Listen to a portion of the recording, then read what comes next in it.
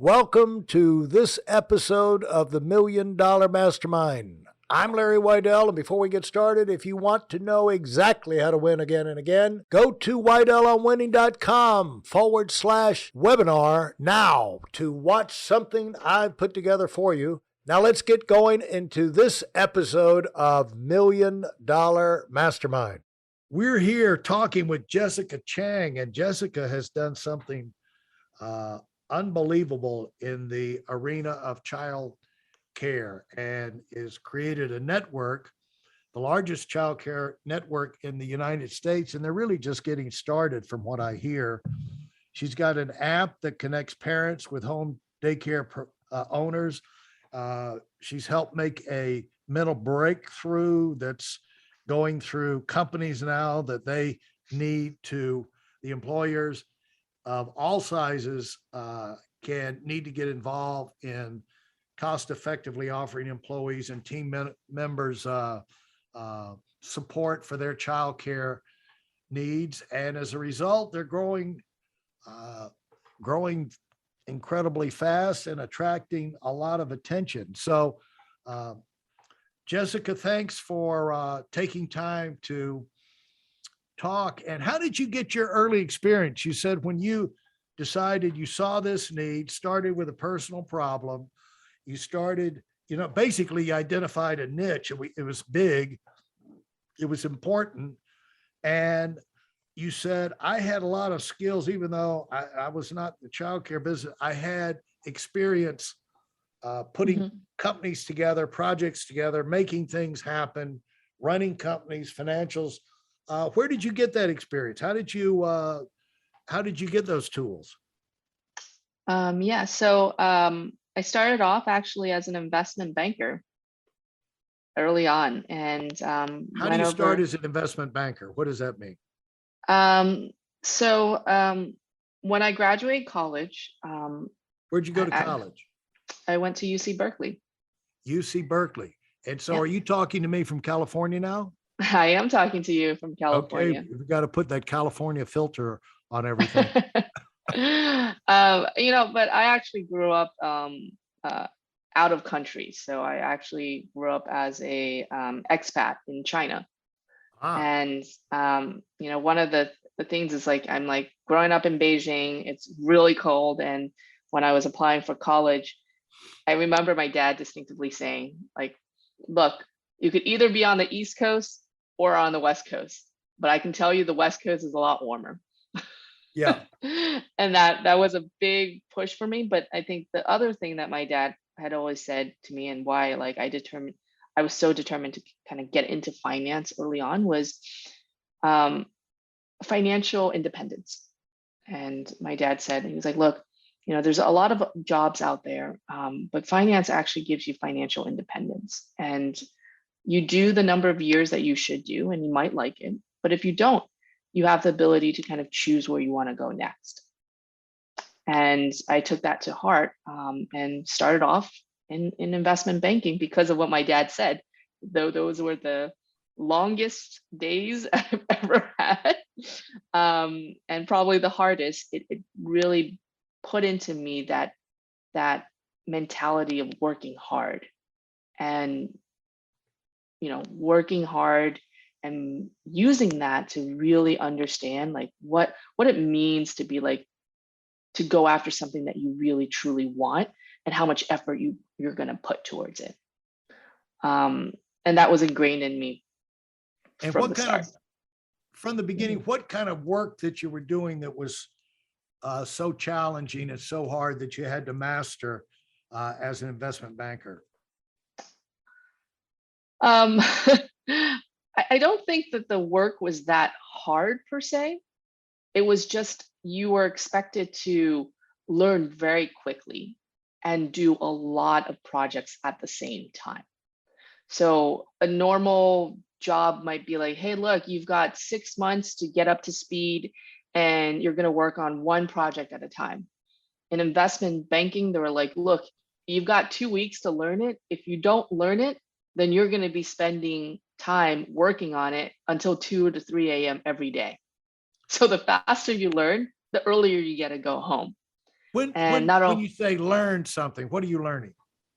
yeah, at An that time, as industry or a company or a what? you're learning both. You're learning industry. I was in tech M&A, so tech mergers and acquisitions. You're learning industry. You're also learning a way to analyze companies. Um, you're learning companies by themselves. So any like mergers that were happening, you were getting fully integrated in what the company was doing, how they made money, how they actually reported their financials, what types of things were useless for the company where they're not making money. How do you like what synergies did they have with another company that they needed to merge or be acquired by? So and that was happening all the time, and it wasn't one project that you were doing, it's like 20 at the same time, so you need to context switch very quickly as well. um, And what does that mean? Context very well. Context switch, it just meant that like, hey, look, you might be working on an acquisition of a media site by another media company, and then the next project, which you have to kind of context switch, meaning like really think about it differently, is hey, you're working on a matchmaking company and they're thinking about going IPO. So it's like very different, um, very different skill sets, very different research that needs to be done. How you're approaching it, the way you analyze it has to be completely different. So that was also something investment banking really did teach me well, is like that context switching is very important as you become a CEO later on in life, right? It's like you have to think about, hey, 1 minute you might be talking to your employees about, hey, what kind of employer benefits that they want to actually have, or talking to your customer to the next making big decisions for how the company is going to grow 3 or 5 years down the line. Now, you were learning this, getting the projects where you were learning about, so you would help sell the company, or you'd help upgrade the company, or take the company public, or help them raise another round of funding, or what were your Yeah. projects? You said you'd somehow be working on 20 different things at once. Yeah. So um, it could be something like a merger, or like that company wants to acquire a company in the media space. So give me 10 different companies that fit into my criteria of acquisition. To, hey, this company wants to go public, so they want to raise a public round through an IPO. Or this company is looking to raise debt capital. And so you have to figure out what type of debt they should raise, and what's it going to cost them to raise that capital. So I would say within the context of advisory work, that's essentially what you were doing. And hard to focus on that if you're worried about childcare, I guess. Yes, at that time I didn't have children. It was very early on, but I, you know, I can, as an employee that had childcare issues myself, that the last thing you want to think about or worry about is where my children are going to be, right? That Right. is a fundamental issue before you can think about anything else. So, for example, like let's say you are that hourly employee and you're working at a McDonald's, right? You might have a second or third shift, but your employer needs you to be there every single day. The last thing that you're going to be thinking about is, well, how am I going to do this job if I don't have anyone looking after my kids? Right. Or even so, like if I don't have anyone looking at my kids, how do I even progress in my career, right? Like I know McDonald's probably offers like continuous education for their employees, but you can't even do that continuous education if you don't have time because you're taking care of your kids. Well, the other thing is it, you know, there's a lot of luxury associated with the lifestyle of working in the financial uh, industry, and all these big companies and big dollars and big projects and mergers and fancy office buildings and expensive lunches and travel and hotel. And now you're clean. And then it's a big step to get so passionate about your idea for childcare that you find yourself a little while down the road scrubbing toilets. Hey, listen, there's a lot of information online, but there aren't a lot of people who've actually done something. In my case, I've actually built a successful business that's accrued over $5 billion in assets under management and has done well even during trying times. Now, if you want to know exactly how I've done this, go to whiteelmwinning.com/webinar now. I've compressed a decade of learning into 5 short weeks just for those of you who want to give yourself an incredible advantage and are tired of waiting and watching others move up. Well, there was definitely a number of years in between that because I went from finance to operations, being an operator at a company, then stepping into becoming like a tech entrepreneur, right? Like Now, meaning work. what's that mean? You're an operator of a company. They bring you in like, Hmm. this, she knows more about it than we do. We're going to bring her in as a consultant. Just let her run this division or this section or something like that. Mhm. Is that what that was? Yeah, so I think it ends up usually becoming like the way that you get there is, hey, you've worked in finance and you've ended up building a rapport with a company and you've advised them on larger strategic things that they should do. And then they're like, well, why don't you come work for us? And why don't Yeah. you help us like do the execution on all those advice that you've given us? And that's actually when you find out it's a lot harder like to give advice than to actually take that advice and execute it. And hence, Jessica, who I choose to get on this podcast. Yes. You And know, yeah.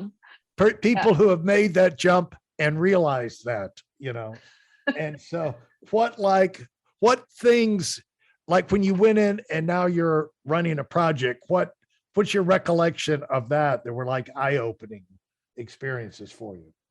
I think the hardest one that I had to do was, and this was after investment banking, I went and jumped over on the private equity side. So the difference on that is you're given advice to, you're taking advice and you're the one that holds the money, right? Right. And you're making those decisions. So one of the things was, I remember this distinctively, we were buying a asset management firm, and this was like a year or two after like the Great Recession. And I remember going in like, hey, look, this is why we should buy. Here are the synergies that's going to create for our own fund. And we've got to cut out a bunch of like sectors in this company, not sectors, a bunch of divisions in this company because they're not making any money anymore. Like the Great Recession just completely killed those divisions. Right. And then they were like, yeah, we should do this. Now, by the way, you're going to integrate the company, and now it's your job to go fire half of those employees. I had like literally got a panic attack week 1 of 4 weeks that I had to spend at the company firing people. Like literally, I fired like every single day. My job was to fire 20 people, and it was horrendous. Like I never felt like the worst person in the world. Like people are yelling at you. People are really making you feel like you're the worst person that they've ever met. And I think that's when like I really kind of understood from that point, like it's easier to make suggestions, but it's way harder to actually have to execute on those suggestions. By the way, did that company, after you went through that downsize, let's call it politely downsizing and everything, did the company do well?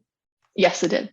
Yeah. Yes, it did. So, I mean, sometimes you have to prune, you know what I'm saying? And that's why, those of y'all listening to this thing, you got to look out for yourself because, industry changes, the economy changes, things are being invented all the time. Politicians will screw things up. Sometimes CEOs will screw things up.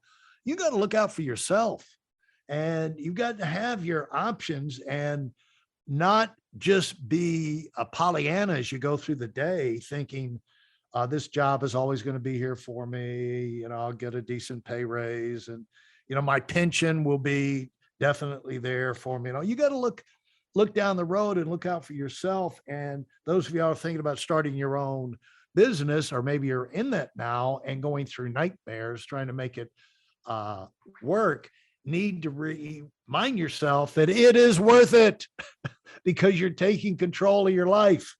And the fight you're fighting is for your financial freedom, and to where you don't have to be in a position that you could be a victim of some kind of tectonic plates shifting in the economy. And all of a sudden, not only are you out, I remember I got a loan up in North Carolina on a house. We decided we're going to make a big addition onto our house. So I go down to the private equity thing of the bank, and they love anything Larry wanted. Unbelievable, and you're our preferred customer, whatever. Well, they said, go ahead and let's just do this. Your first strike at it. I didn't know what it was going to cost. They said, we'll give you $250,000 for the first part of the construction addition, and then go through that, and then you'll know what it's going to take to finish it. Come on back down, and we'll give you the rest of it. Well, by the time, Jessica, we went down to get the rest of it, everybody in that department had been fired. The whole exclusive elite client division gone. And I called him up and I said, $200,000 and deposits going through your account. This was like, I don't know, late 80s. I said, $200,000 in deposits going through your bank. Losing that doesn't matter. I don't matter to you. And they say, no, not really. In their grand scheme of things. So, don't take things for granted. Look out for yourself. And so as you moved on from that, then you moved on from operations into what did you say? Startups. So I think what was really interesting for me is I had so much experience with larger companies and really being like a real operator. Like, okay, it's not like truly it's like, hey, this is how you make the day-to-day operations work and how like point A gets to point Z. I kind of looked and said like, hey, tech companies can really learn from that experience, right? Like, how do you actually monetize instead of just growing and not figuring out how to make money? Right. And I really started to like that too, because if you could think about these things when you're just starting out as a company, you might not have to backpedal like 4 or 5 years down the road, right? Right. Like if you thought about how to become a profitable company from day one, you can actually try to get to that profitability versus, well, I've grown so big, now my business model actually doesn't work. Yeah, absolutely. Well, all of this turned into priceless and actually necessary experience for what you did. And I want to get into how you exploded this thing. And it seems like when did you put the app out, Jessica? So we spent most of 2017 building it. So the first person that actually started using it was in 2018. It was like, I remember this, like Jan 1st of 2018. Yeah. Well, I want to be able to ask you a little bit more about that next time we talk. If you enjoyed what you've heard and are dead serious about finding out for yourself exactly how this works in the real world, I've taken the most valuable business lessons I've learned over 40 years and put them into something for you to watch. Go to whiteelemwinning.com/webinar now in order to move up as fast as possible. I'm Larry Weidel, and I run the $1 Million Mastermind. Go, go, go.